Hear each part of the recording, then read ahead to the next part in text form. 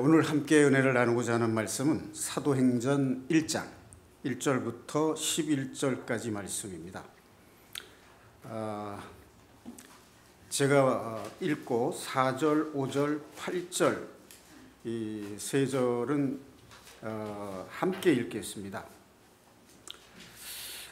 데오빌로여, 내가 먼저 쓴 글에는 무릇 예수께서 행하시며 가르치기를 시작하심부터 그가 택하신 사도들에게 성령으로 명하시고 승천하신 날까지의 일을 기록하였노라.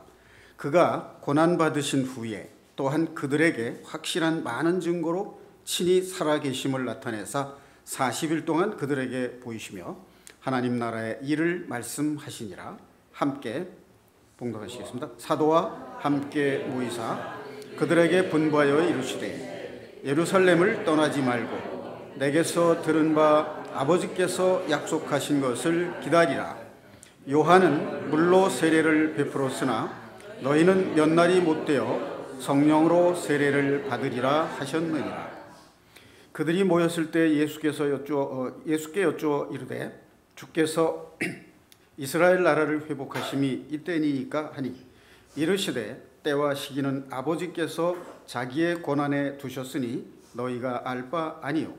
함께 봉독하시겠습니다. 8절. 오직 성령이 너에게 임하시면 너희가 권능을 받고 예루살렘과 온 유대와 사마리아와 땅끝까지 이르러 내 증인이 되리라 하시니라.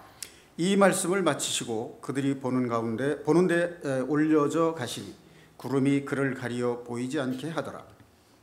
올라가실 때에 제자들이 자세히 하늘을 쳐다보고 있는데 흰옷 입은 두 사람이 그들 곁에 서서 이르되 갈릴리 사람들아 어찌하여 서서 하늘을 쳐다보느냐. 너희 가운데서 하늘로 올려지신 이 예수는 하늘로 가심을 본 그대로 오시리라 하였느니라. 아멘. 네, 4절과 5절, 8절 이 말씀을 중심 구절로서 보면 붉은 글씨로 되어 있는 부분은 예수님께서 직접 말씀을 하신 부분이죠. 4절에 보니까 하나님께서 약속하신 것을 기다리라 라고 말씀을 하셨고, 요한은 물로 세례를 베풀었으나 너희는 몇 날이 못되어 성령으로 세례를 받으리라 하셨느니라. 또 8절, 오직 성령이 너에게 임하시면 너희가 권능을 받고 예루살렘과 온 유대와 사마리아와 땅끝까지 이르러 내 증인이 되리라 하시니라. 오늘 함께 은혜를 나누고자 하는 말씀의 제목을 성령으로 세례를 받으라 이런 제목으로 삼았습니다. 지난번에는 세 가지 소제목을 놓고 앞에 이제 전제를 두었었죠.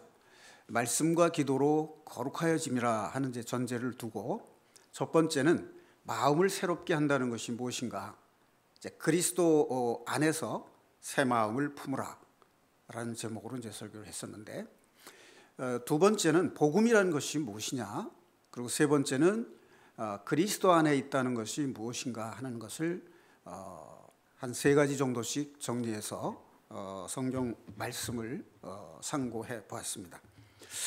오늘도 하나의 전제와 세 개의 소제목으로 구성을 해봤습니다. 첫 번째 전제는 고린도전서 4장 20절에 나오는 말씀인데요. 하나님의 나라는 말에 있지 아니하고 능력에 있느니라 하는 말씀이 전제입니다. 하나님의 나라는 말에 있지 아니하고 능력에 있다 하는 말씀이고요. 그리고 첫 번째 말씀드리고자 하는 것은 회개와 성령 세례라는 제목으로 삼았습니다. 회개와 성령 세례. 그다음에 두 번째 소제목은 기름 부음과 성령 충만. 세 번째는 기도와 권능에 대한 말씀으로 은혜를 나누고자 합니다. 자, 먼저 고린도전서 4장 20절에 나오는 하나님의 나라는 말에 있지 아니하고 능력에 있다라고 하는 이 말씀을 가지고 잠시 생각을 해보겠습니다. 참고로 고린도전서 2장 4절에도 이런 말씀이 나와요. 바울 사도가 내 말과 내 전도함이 사람의 지혜에 권하는 말로 하지 아니하고 다만 성령의 나타남과 하나님의 능력으로 했다. 이런 말씀이 있어요. 성령의 나타남과 하나님의 능력으로 전도했다. 이런 말씀이 나옵니다. 여러분들이 아마 어떤 세미나나 이런 집회에 가서 말씀을 듣고 배우게 되면 그 말로 들은 그것이 내 삶의 힘이 되면 얼마나 좋겠습니까? 그렇죠? 네. 우리가 건강에 대한 지식을 듣고 배우면 말로 듣고 이해하는 거죠. 근데 그것이 우리 삶에 정말로 적용이 돼서 내가 건강을 얻게 되는 것이 더 중요합니다.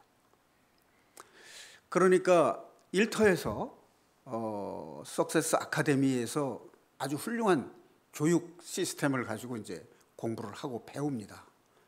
그러면 이제 그것이 일터에서 자기의 사업을 하는데 또는 일터 사역을 하는데 얼마만큼 적용이 되고 내가 그 일을 해내는데 능력이 되느냐 하는 것은 정말로 배움에 있어서의 능력이 나타난다는 것은 모든 사람이 바라는 것일 겁니다. 자, 그런데 우리가 예배를 통해서 하나님의 말씀을 듣고 배웁니다. 그런데 말씀으로 듣고 배운 하나님의 그 말씀이 내 삶에 능력이 돼서 내 삶을 변화시키고 내 삶이 좀 더 힘이 있고 능력이 있는 삶이 된다면 얼마나 좋겠습니까? 그렇지 않습니까, 여러분? 네. 그래서 오늘 이 전제로 하나님의 나라는 말에 있지 아니하고 능력에 있다 하는 이 말씀을 전제로 삼았습니다. 한의원 원장인 손홍도라는 그 원장이 나이 70세 가량 되신 분인데 인간의 건강에 대한 이야기를 한 것이 있더라고요. 인간의 몸은 정과 기와 신으로 되어 있다. 이렇게 전제를 했어요. 정이라는 것은 이제 몸, 이제 육신을 가리키는 말로 이제 정이라는 말을 썼어요. 그리고 이제 기라고 하는 건 이제 호흡이고 숨인데 여러분 창세기에 보면 하나님이 아담을 흙으로 지으시고 코에 숨을 불어넣으셨다라고 되어 있죠. 거기 보면 생명이 됐다 이런 말씀이 있습니다. 그리고 예수님이 부활하신 후에 제자들에게 숨을 내쉬며 성령을 받으라 이렇게 말씀하신 대목이 있는데 그 숨이 생명의 의미를 가지고 있습니다. 그러니까 사람이 기가 생명입니다. 호흡이에요. 그 다음에 신은 마음을 가리키는 겁니다. 그리고 이제 몸이 건강해야 되고 기가 숨이 생기가 있어야 되고 마음은 평온해야 되죠. 이게 건강의 한의학에서 중요시하는 건강의 세 요소입니다. 그런데 이제 오장육부가 있죠. 오장은 간심비폐신,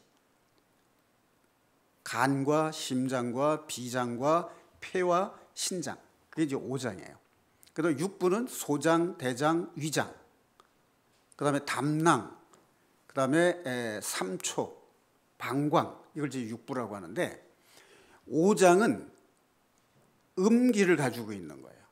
그래서 항상 가득 채우고자 하는 기능이 있어요. 그리고 이제 육부는 양의 기능을 가지고 있는데 비우려고 하는 기능이 있어요.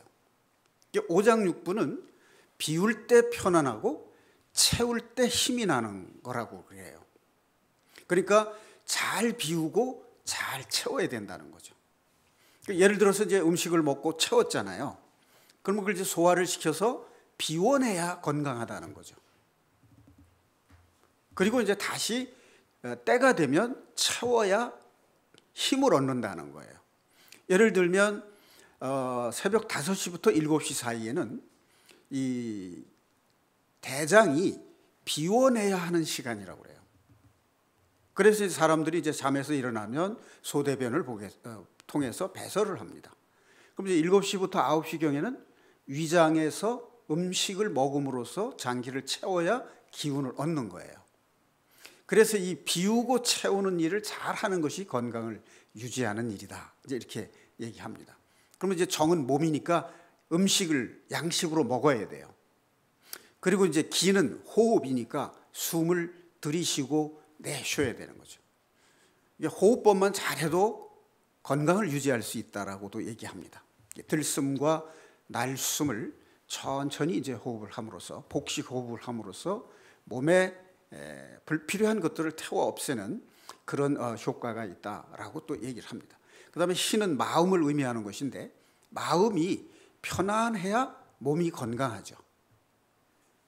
그래서 이제 건강을 유지하는 비결을 이 한의원 원장님이 이렇게 말씀하신 그런 글을 제가 읽어보니까 그렇게 되어 있더라고요. 자, 우리 신앙생활에 있어서도 건강한 신앙생활을 하려면 잘 비우고 잘 채우는 일을 해야 된다는 거죠. 사랑하는 형제자매 여러분, 어떠십니까? 뭘 비우고 뭘 채우면 좋겠습니까? 육신의 정욕은 비워내야 되죠.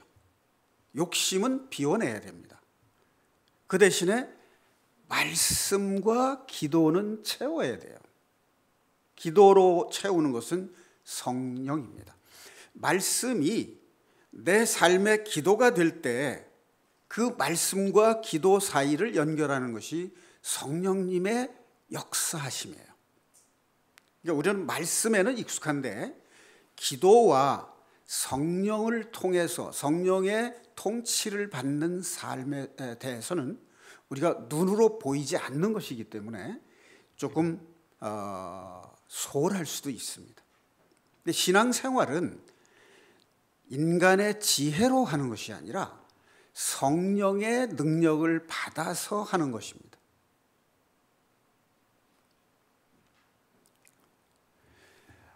우리가 욕심을 비우고 자신의 자세를 낮추면 편안합니다. 마음이 편안해지면 감사하는 마음이 생겨요. 그 감사하는 마음으로 살면 기쁨을 맛볼 수 있습니다. 그러니까 정욕을 비우고 말씀과 성령을 채우는 그 삶이 건강한 신앙생활이에요. 그래서 말씀이 우리 삶의 능력이 되어야 합니다. 낮추고 비우는 비결이 뭐냐? 낮추고 비우는 비결은 회개하는 데 있어요. 회개한다는 말을 우리가 정말 익숙하게 마음에 새기는 게 좋을 것 같아요. 회개는 내가 인간의 생각으로 짓는 죄도 회개를 해야 됩니다만, 더 중요한 회개는 내가 하나님을 떠나서 내 뜻대로 살고자 한다는 것을 돌이키는 것이 진정한 회개예요. 하나님을 떠나게 되면 내 생각, 내 방법, 자기의 의로 살게 돼요. 그렇게 되면 남에게 인정받고 싶어하고 또 남들에게 존경받고 싶어지고, 또 남들에게 인정받고 존경받으려면 지위도 있어야 되고 재물도 있어야 되고 명예도 있어야 되고, 이런 것들이 자꾸 추구하게 되는 마음이 있어요. 물론 그것이 나쁘다는 것이 아니라 그것이 사람의 마음을 사로잡을 때가 문제가 된다는 거죠. 그래서 성경에도 주님께서 제자들에게 이런 말씀을 하셨어요. 낮추고자 하는 자는 하나님이 높이신다는 거예요. 그런데 스스로 높아지고자 하면 하나님이 낮추신다고 돼 있어요. 그러니까 우리가 정말 자존감을 가지고 사는 삶을 살려면 스스로 낮출 줄 아는 지혜가 필요하다는 거죠. 우리가 시기, 다툼, 분쟁 이런 것도 항상 상대방보다 자기가 높은 위치에서 보게 되면은 불편하게 대해줘요. 그래서 다툼이 생기게 되고 미움이 생기게 됩니다. 이게 형제 간에도 그렇고 부부 간에도 그렇고 그렇습니다. 그래서 상대방과 눈높이를 같이 하거나 오히려 자신이 아주 낮춰버리면 마음이 아주 편해집니다. 그럼 이제 하나님의 말씀이 겸손하라, 자신을 낮추라 하는 그 말이 내가 스스로를 낮춤으로 해서 미워하는 마음이나 다투는 마음이 없어진다고 하면 하나님의 말씀이 내 삶에서 능력이 되는 겁니다. 그렇지 않습니까? 네. 그러니까 우리의 신앙생활은 말씀이 그냥 말에 있는 게 아니라 내 삶의 능력이 되어서 하나님의 말씀이 내 삶에서 증거가 되어야 돼요. 그게 예수 그리스도를 증거하는 삶입니다. 그것이 하나님께 영광을 돌리는 삶이 되는 거예요. 왜 그러냐면 자기 의를 드러내지 않고 자기 의를 낮춤으로써 하나님의 의를 드러낼 수 있기 때문이죠. 자, 그래서 첫 번째 제목을 회개와 성령 세례라고 정했어요. 우리가 구원받기 전에 자신의 죄와 하나님을 떠나 있던 자신을 발견하고 지은 죄를 회개하고 하나님께로 돌아가서 그분의 섭리와 다스림을 받고 살겠다라고 돌이킬 때 그 회개를 통해서 성령님이 나의 죄를 씻으시고 구원받게 되는 거죠. 그 성령께서 우리를 회개하기 위해서 예수님께서 우리에게 명하신 것이 세례입니다. 세례. 세례를 받는다는 건, 물 세례를 받는다는 건 물로 죄를 씻는다는 의식인데, 물로 세례를 받을 때 하나님께서 성령으로 하여금 우리 마음에 회개하고자 하는 마음을 주시는 거예요. 그래서 세례를 받으면 우리 마음이 지은 죄를 씻음받는 역사가 일어나요. 그 성령의 역사가 일어나는데 물로 세례받는 것은 눈으로 보이지만 그때 하나님께서 성령을 통해서 우리 마음을 정결케 하시는 것은 보이질 않기 때문에 주관적인 체험이 있어야 돼요. 자, 창세기에 보면 아브라함이 바랄 수 없는 중에 하나님의 말씀을 믿고 갈대아 우르를 떠나서 가나안을 향해 갔어요. 그리고 자신은 자기 몸에서 자식을 낳을 수 없는데 자손이 하늘의 별같이 바다의 모래알같이 번성하겠다. 그리고 가나안 땅을 약속의 땅으로 주시겠다는 그 약속을 믿고 떠났어요. 그래서 바랄 수 없는 중에 믿음으로 의롭다 하심을 받았어요. 그리고 그 의롭다 하심을 확증하기 위해서 내가 너와 약속한 표로 할례를 준다 해서 할례를 주셨어요. 그것이 이제 신약에서는 세례입니다. 물로 세례를 주는 것과 할례는 포피를 베는 것이기 때문에 눈으로 보이는 거예요.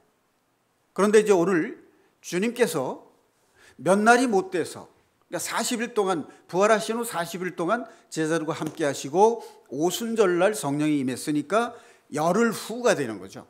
몇 날이 못 돼요. 너희가 성령의 세례를 받으리라 라고 약속을 하셨어요. 그래서 기다리라는 거죠. 예루살렘 떠나지 말고. 그래서 마가의 다락방에서 120 문도가 기도에 열중하다가 오순절날 성령이 임했습니다. 자, 성령 세례라는 말은 무슨 뜻일까요? 세례는 씻는다는 뜻이죠. 그럼 성령은 우리 눈에 보이지 않지만 성령으로 세례를 준다는 말은 조금 전에 물로 세례를 주는 것이 죄를 씻는 거라고 했잖아요. 이거는 구원받을 때 죄 씻음이에요. 그러니까 이게 중생의 회개는 물로 세례를 주는 겁니다. 그런데 구원받은 이후에도 우리가 육신을 가지고 있기 때문에 육신의 소욕에 따라 죄를 짓게 되는데 구원받은 이후에 육신의 소욕으로 짓게 되는 죄를 회개할 때 하나님께서 성령으로 우리 영혼을 깨끗하게 씻어주시는 거예요. 그래서 정결한 영을 주시는 겁니다. 그게 성령 세례예요. 그러니까 구원받은 사람은 항상 말씀에 비추어서 자기를 돌이켜보면 죄에 대해서 민감해지게 됩니다. 그래서 자기가 지은 죄를 뉘우치고 돌이키고 성령으로 말미암아서 씻어내는 그 믿음의 삶, 그것이 성화의 회개예요.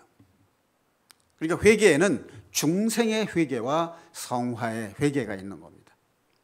그런데 구원받은 이후에 짓는 죄, 그거를 무심코 지나가 버리면 성령 세례를 받을 수가 없어요.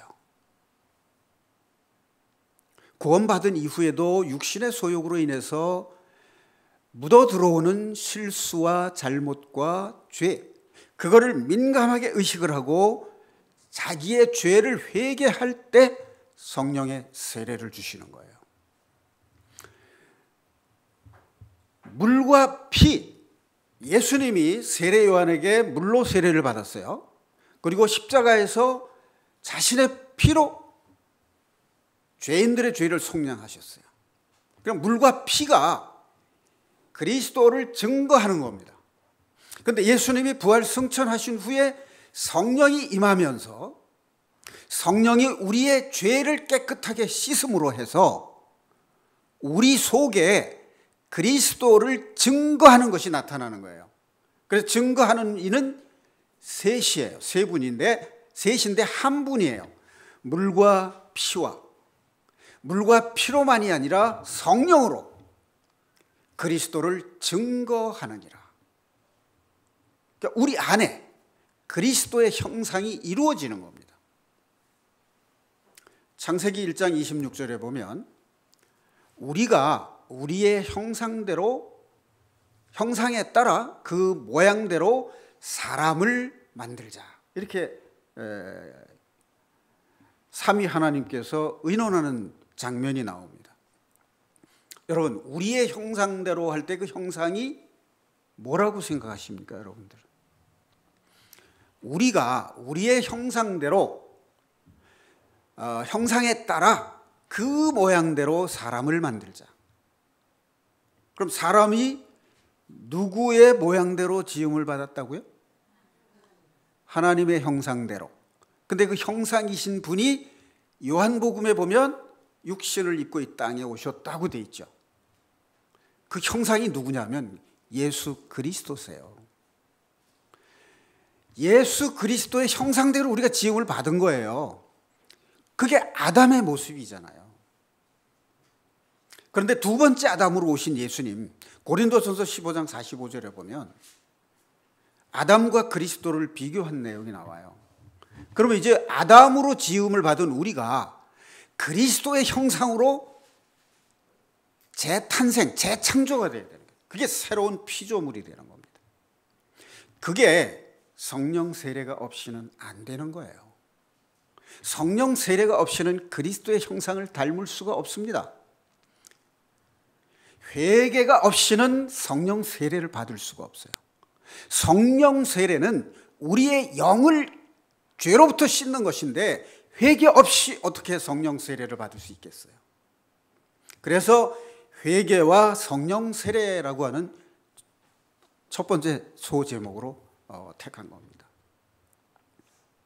신앙생활의 비결은 비우고 채우는 겁니다. 회개를 통해서 나의 죄를 씻어내고 비우는 거예요. 그리고 능력의 말씀으로 나를 채우는 겁니다. 그것이 신앙생활의 비결입니다.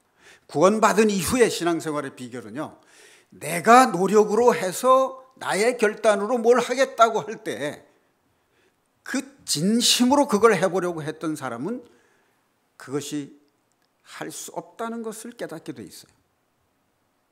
그래서 회개함으로 인해서 성령 세례를 받을 때 성령께서 내 안에서 그리스도의 형상을 이루어가는 겁니다. 그걸 맡기는 것이 믿음이에요. 그걸 모르신다면 신앙생활은 성장할 수 없습니다.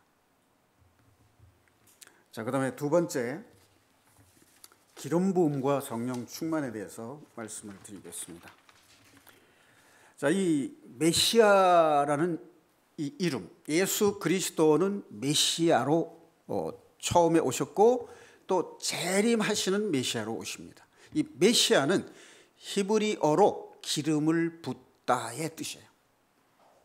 그리스도도 기름 부음을 받은 사람이란 뜻이에요. 그럼 예수님이 이 땅에 육신을 입고 오셨을 때 기름 부음을 받았어요. 기름 부음을 받는다는 얘기는 죄인들을 구원하는 역할을 맡고 사명을 맡고 오셨다는 뜻이에요. 자, 구약에서 기름 붓는다는 말이 많이 나옵니다. 근데 기름 부은 사례를 보면 세 가지가 있어요. 첫째, 왕을 세울 때 기름을 부었습니다. 사울왕 세울 때 사무엘 선지자가 하나님의 명에 따라서 기름 붓는 얘기 나오죠. 그리고 사울이 하나님의 명령을 2번이나 어김으로 인해서 기름 부음이 소멸됩니다. 그래서 사무엘로 하여금 다윗에게 기름을 붓게 하세요. 자, 여기서 우리가 놓쳐서는 안 되는 것이 뭐냐면 기름 부음은 소멸될 수 있다는 것입니다. 자, 왕을 세울 때 기름을 부었습니다. 그리고 제사장을 세울 때 기름을 부었어요. 그러면 또 누구를 세울 때 기름 부는 일이 있었을까요? 선지자를 세울 때 기름을 부었습니다. 자, 그런데 여기에 좀 독특한 기름 부음이 하나 있는데요. 모세가 자기의 형 아론에게 성막 제사를 담당하는 대제사장으로 위임을 하고 기름 붓는 내용이 출애굽기에 나옵니다. 출애굽기 3장에 모세가 하나님의 부름을 받죠. 자, 그러면 모세는 어떤 사람이었기에 자기의 형인 아론에게 기름을 부을 수 있었을까 하는 거죠. 그 기름 부을 때 그 기름을 관유라고 해요. 관유. 다시 말하면 모세는 하나님의 권위와 권능을 위임받은 사람이에요. 그러니까 기름 붓는 사람보다 더 위대한 지도자가 된다, 이렇게 말할 수 있죠. 또 한 사람이 있어요. 사무엘은 사울 왕에게 기름을 부었어요. 하나님의 대리자입니다. 하나님의 권위와 권능을 위임받은 거예요. 그래서 사울 왕에게 기름을 부었어요.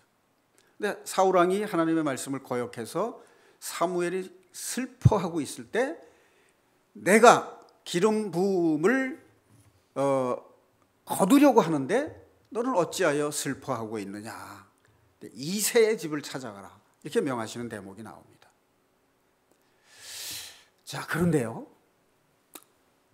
하나님께서 위임한 사람이 모세나 사무엘 같은 선지자가 왕이나 제사장에게 기름 부을 때 어떤 일이 일어나는지 아십니까? 기름 붓는데 아무 일이 안 일어났을까요? 일어났을까요?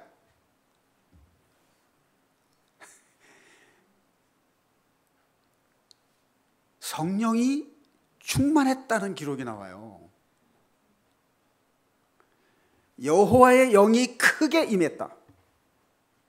여호와의 영에 큰 감동을 받았다. 이런 말들이 나옵니다.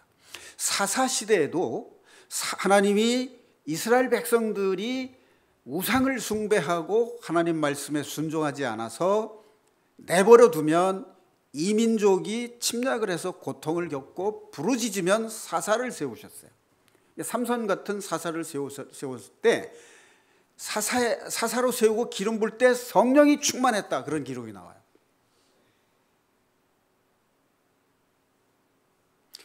여러분, 사랑하는 형제자매 여러분, 여러분들은 기름 부음을 받고 싶은 마음이 혹시 없으신가요? 기름 부음을 받아야 성령 충만해질 수 있습니다. 그럼 내가 목사도 아니고 장로도 아닌데 무슨 기름 부음을 받느냐, 이제 그렇게 생각하기가 쉽습니다. 그런데 베드로서에 보면 구원받은 성도는 왕 같은 제사장이란 말이 나오죠.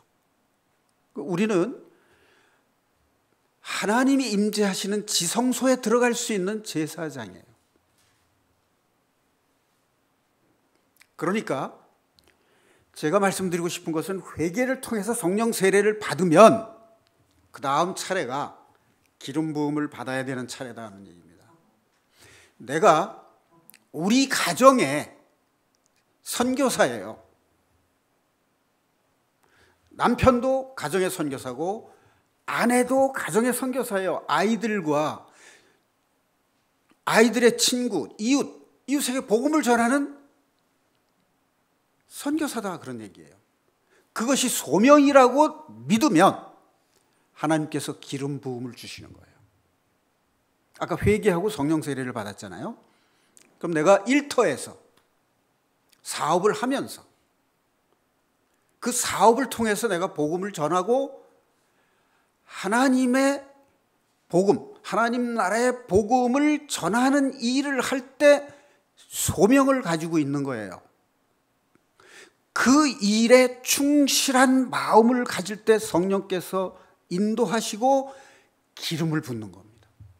그 기름 부음을 믿을 때 하나님께서 성령을 충만하게 부어주시는 거예요.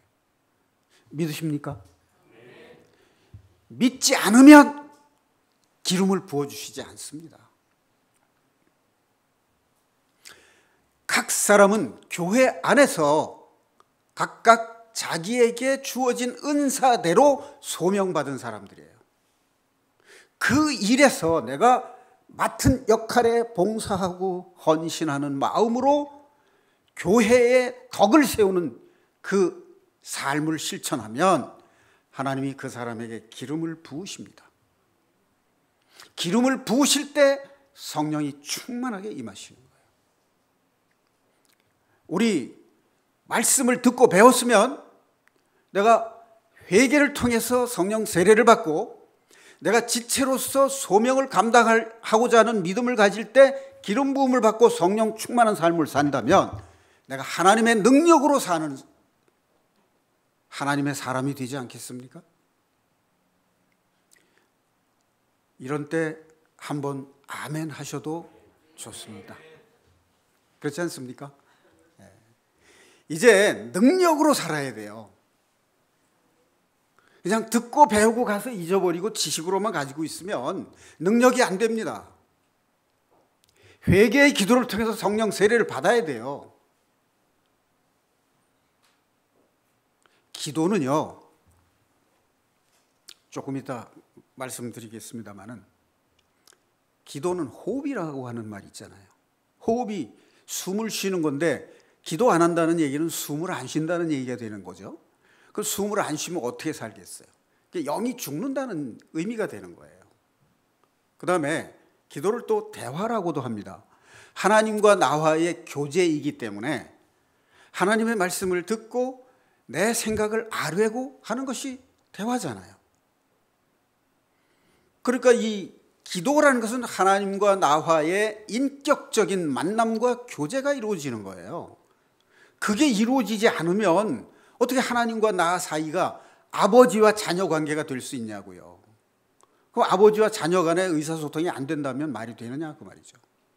그런데 우리가 말씀을 많이 들었는데 기도 생활을 안 했어요.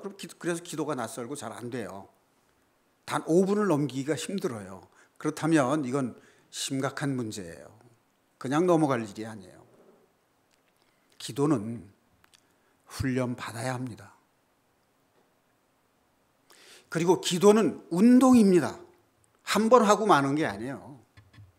매일같이 규칙적으로 정기적으로 해야 되는 거예요. 그래서 기도는 운동입니다. 기도를 모방이라고 생각하면 안 돼요. 흉내내는 게 아닙니다. 기도는 생명 있는 말씀이에요. 모방, 흉내, 그거는 가짜예요. 내 기도가 돼야 돼, 내 기도. 그것이 나의 호흡이고 생명이 돼야 되고 하나님께 아뢰는 나의 말이 돼야 된다, 그 말입니다. 그런데 그 기도는 성령의 인도함이 없이는 기도를 계속할 수 없다는 거예요. 성령은 다른 말로 바꾸면 하나님의 영, 진리의 영이에요. 그러니까 우리가 기도를 무슨 기도를 해야 될지 모르겠다 그러면 내가 읽고 묵상한 말씀, 내가 들은 설교 말씀 중에서 내용을 기억하고 그것을 소리내서 말하든 또는 묵상으로 하든 그것이 기도가 되는 겁니다. 자, 나 자신을 위한 기도 필요하죠? 가정의 자녀들을 위해서, 부모님을 위해서 하는 기도가 필요하잖아요. 우리 교회를 위해서도 필요합니다. 또 형제 자매들이 어려움을 겪거나 병이 들었거나 할 때 중보 기도가 필요합니다. 또 목사님이나 장로님들에게 우리 교회를 위해서 정말 성도들에게 좋은 사역을 해달라고 중보 기도할 수 있습니다. 그리고 우리나라와 우리 사회가 하나님 나라의 공의와 사랑이 실현될 수 있도록 성령께서 역사해달라는 기도를 할 수 있어요. 이거를 차례대로 이어나가면 1시간 정도 기도하는 것이 가능합니다. 이거를 훈련을 해야 되고 또 운동을 해야 돼요. 이게 여러 형제자매들이 이제 여러 명 모였을 때 대표 기도로 해보면 처음에는 잘 안 돼요. 근데 대표 기도도 정기적으로 꾸준히 하다 보면 말씀으로 자기 기도를 할 수가 있게 된단 말이에요. 그게 훈련이라는 얘기예요. 그래서 교제를 할 때 돌아가면서 한 사람씩 다 돌아가면서 기도를 하는 것도 하나의 교제의 방법이고 기도 훈련의 방법이기도 합니다. 자, 제가 지난 수요일 날 기도를 이렇게 정의 내린 바가 있죠. 기도는 성경책에 기록된 하나님의 말씀을 내 마음판에 새기는 일이다. 성경책에 기록된 하나님의 말씀은 글자일 수 있습니다. 그런데 마음판에 새기게 되면 하나님의 말씀이 내 마음을 움직이는 능력이 된다, 그 말이에요.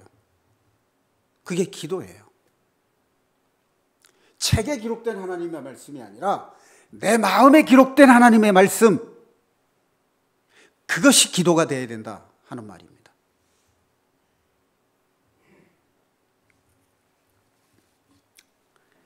자, 좀 전에 기름 부음이 소멸될 수 있다라고 얘기를 했는데요. 자, 구약시대 때 회막이나 성막에 제단을 쌓았죠. 그 제단을 쌓고 그 제단에 불을 켜놨어요. 그런데 그 불이 꺼지지 않게 제사장들이 아침 저녁으로 살펴서 불을 계속 켜두게 합니다. 하나님의 명령이세요. 그럼 제단이라는 게 뭡니까?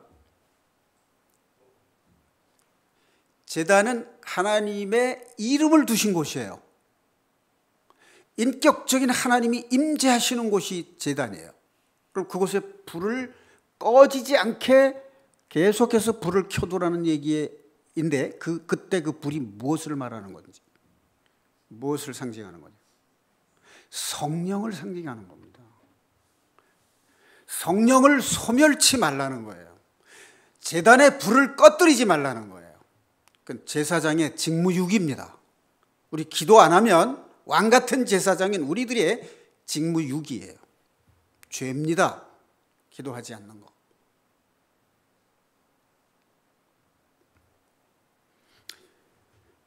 자, 사울이 하나님의 명령을 어기고 아말렉의 왕 아각을 죽이고 짐승까지도 진멸하라고 했는데 백성들이 살찌고 기름진 양과 염소를 끌고 왔고 아각을 죽이지 않고 포로로 붙잡아왔어요.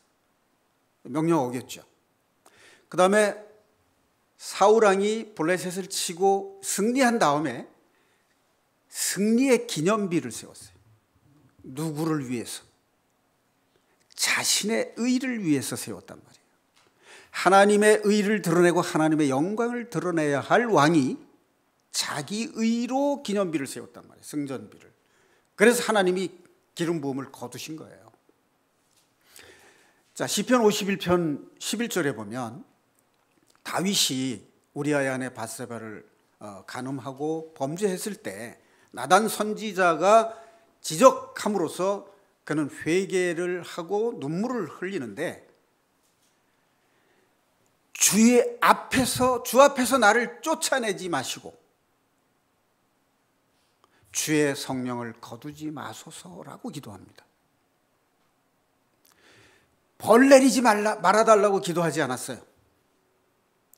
다윗이 범한 죄 때문에 그 범한 죄에 대한 징벌은 다 받았습니다. 다윗이 제일 무서웠던 것은 하나님 앞에서 쫓겨나는 것, 주의 성령을 걷어가는 것이 두려웠어요. 그래서 나의 영혼을 정결한 영으로 새롭게 해달라고 간절하게 기도를 올립니다. 눈물이 침상을 적시도록 기도했다고 되어 있어요. 사울과 다윗은 잘못했을 때 하나님을 대하는 신앙의 자세가 그만큼 달랐다는 뜻입니다.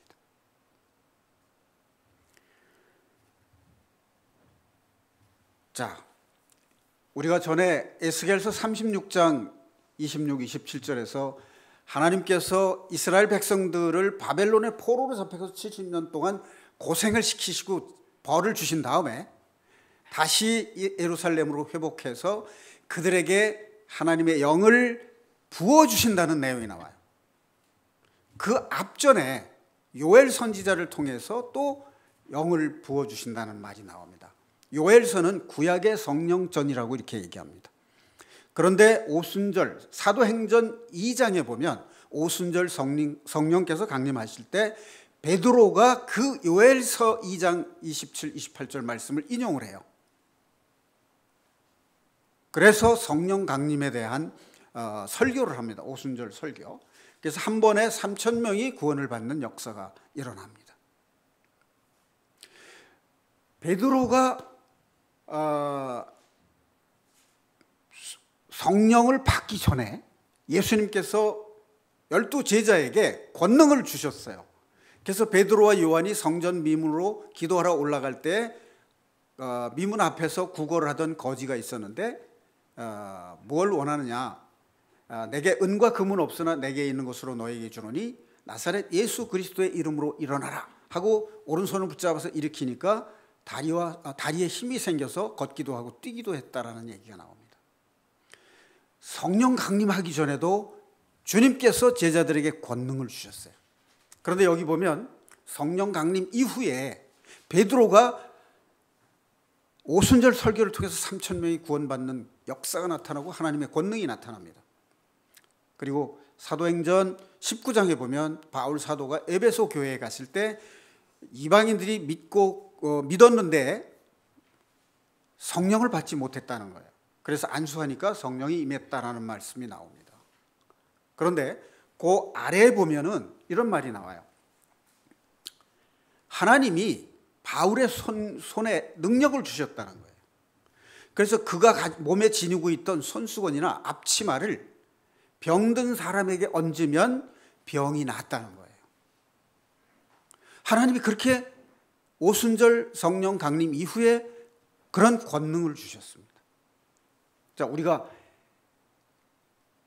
교회 안에서 지체로서 소명을 감당할 때 하나님께서 기름 부음을 주시고 성령 충만하게 해주시면 우리에게도 하나님의 권능이 임한다는 것을 믿는 믿음이 필요합니다.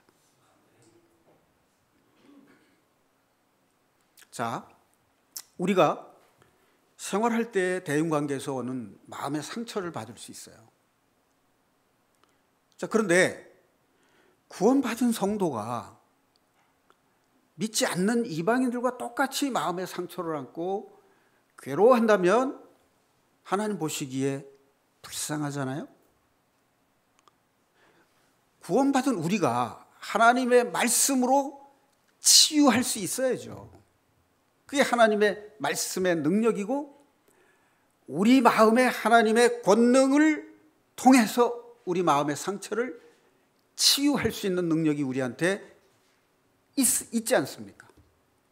어려운 환경에 놓일지라도 그 환경에 휘둘리지 않고 이 어려움과 연단을 통해서 하나님께서 나에게 훈련하신 다음에 정금 같은 믿음으로 세우실 것이다라고 하는 믿음이 있다면 환난과 고난을 고통스러워하지 않을 수 있는 능력의 사람이 될 수 있다는 겁니다.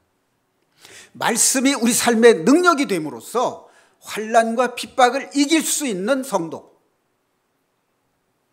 그게 기름 부음을 받고 성령 충만한 사람이 아니겠습니까? 그렇게 마음의 기도가 될 때 우리는 하나님의 권능으로 사는 삶이 아니겠느냐고요. 자, 똑같은 원리로 내가 회개를 통해서 성령 세례를 받고 기름 부음을 통해서 성령이 충만하고 기도를 통해서 권능을 받으면 내 몸에 오는 마음의 병을 고칠 수 있다는 겁니다. 마음의 병을 고친다는 것은요, 귀신의 통치, 사탄 마귀의 통치를 물리친다는 뜻이에요. 그렇지 않습니까? 마음이 평강을 얻으면 우리 몸의 질병도 치유된다고 하는 것입니다. 각종 호르몬이 생성이 돼요. 세로토닌, 도파민, 다이돌핀, 이런 그 인체 건강에 사람의 마음을 기쁘고 평안하게 해주는 호르몬들이 생성되면서 우리 몸의 질병이 치유되는 역사가 일어난다는 겁니다. 그게 하나님의 말씀의 권능입니다. 이제 우리는 하나님의 나라 백성이고 하나님의 자녀입니다. 하나님 아버지께서 내 은행 계좌에 입금을 해 놓으셨어요. 마음 치유할 수 있는 약, 질병을 치유할 수 있는 능력과 약, 나는 은행에 가서 찾아 쓰면 돼요. 믿으시면 아멘 하시기 바랍니다. 아멘, 아멘이 무슨 뜻인지 여러분 다 아시죠? 그렇게 되어지다라는 뜻이에요. 그런데 그런 뜻만 있는 게 아니에요. 그 아멘이라는 말이 그렇게 되기를 바라나이다가 아니에요. 그렇게 되었습니다예요. 하나님이 약속하신 거예요. 앞으로 이루어질 일을 지금 현재 내 마음속에 이루어졌다라고 믿는 그 믿음, 그게 하나님의 약속이에요.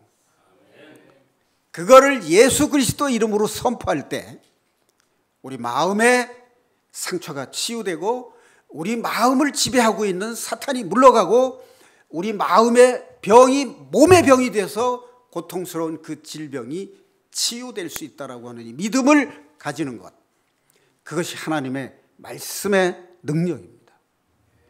이제 우리는 더 이상 세상적인 근심 걱정에 매여서 몸과 마음이 불편하고 아픈 그런 상태에 머물러 있어서는 안 됩니다. 그러면 그렇게 말하는 노 목사는 아픈 데도 없고 다 건강하냐? 사실을 말하면 저는 당뇨가 있습니다. 그런데요, 만약에 제가 당뇨가 없었다면 건강에 좋지 않은 식습관을 그대로 했을 거예요. 그런데 당뇨가 있기 때문에 조절해야 될 필요성을 느끼죠. 항상. 바울 사도에게 견준다는 것은 좀 어폐가 있을지 모르겠습니다만은, 바울 사도는 몸에 가시가 있어서 약할 때 하나님의 능력이 더 강하게 임한 것을 감사한다는 고백을 했어요. 저는요, 간 기능이 약하기 때문에 스트레스를 받으면 쉽게 당뇨가 올 수 있는 체질이에요. 그런데 저는 하나님께서 당뇨 주신 것을 감사하고 있습니다. 제가 약하기 때문에 무리하지 않게 됐다는 말씀이에요. 제 몸이 약하기 때문에 항상 하나님의 말씀을 내 안에 머물게 하는 생활 습관을 가지게 됐다는 겁니다. 이것이 화입니까? 복입니까? 인간적으로 볼 때는 화 같은데 하나님을 믿는 믿음으로 보면 복인 것을 믿습니다. 저는 당뇨를 치유하려고 하는 게 아니라 당뇨와 친구가 돼서 같이 살면서 항상 조심하는 삶을 살고 있습니다. 그래서 하나님이 항상 내가 약할 때 내 안에서 강하게 역사하신다는 그 믿음으로 살고 있습니다. 그러니까 몸이 병이 있을 때 기도를 통해서 치유를 받을 수도 있고요. 치유가 안 될 때는 그 병과 친구가 돼서 하나님과 교제하는 삶을 살면 되는 것입니다. 그것이 병을 마음으로 이기는 하나님의 능력이에요. 하나님의 말씀이 여러분 삶의 능력이 돼서 죄에 대해 승리하고 사탄에 대해서 승리하는 하나님의 자녀다운 능력 있는 삶을 사시기를 우리 주 예수 그리스도의 이름으로 축원드립니다.